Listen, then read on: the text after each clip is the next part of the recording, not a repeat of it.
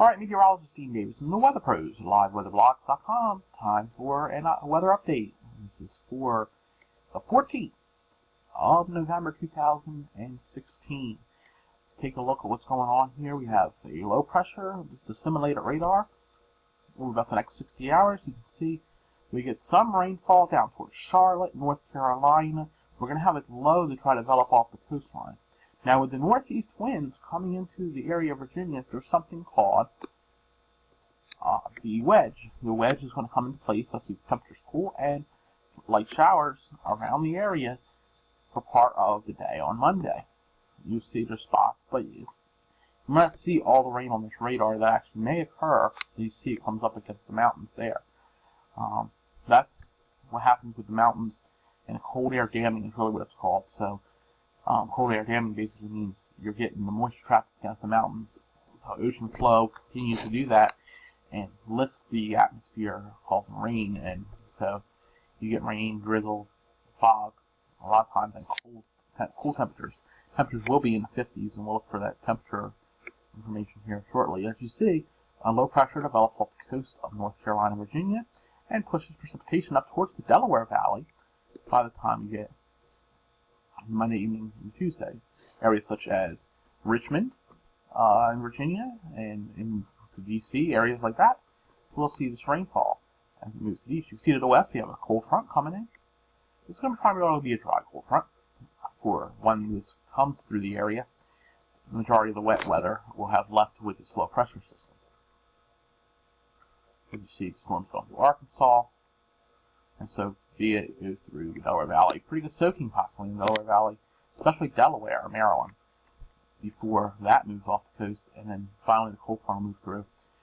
Like I said, relatively dry, and kick everything out to sea. So if you look at temperatures, most of the temperatures in the 40s and upper 30s here, overnight here in the Roanoke Valley. We look up towards the Delaware Valley.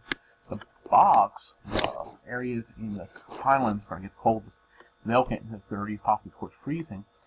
And then we come into tomorrow, and we'll actually see temperatures moderate into the 50s by tomorrow. So no worries there. Like I said, we get those temperatures moderating near 50 degrees, and that'll be most of the area from southwest Virginia straight up through New Jersey, Delaware, Pennsylvania, but Jersey Shore may be a little bit warmer with that onshore flow. Temperatures will drop back to the freezing mark before once again going up into the 50s and closer to 60 by the time we get into the middle of the week, but then we get back, like I said, into the 20s and 30s for temperatures by the time we get into the evening time. So temperatures in the 30s and 40s are most likely what you're going to see pretty much now from anywhere from the Roanoke Valley up to the Delaware Valley, based on the fact that we're going deeper into the fall season. Here's a major issue we're also having in North Carolina. This is near the mountains. Wildfire. We're having a lot of wildfires in North Carolina, the mountains of North Carolina right now. Very dangerous conditions.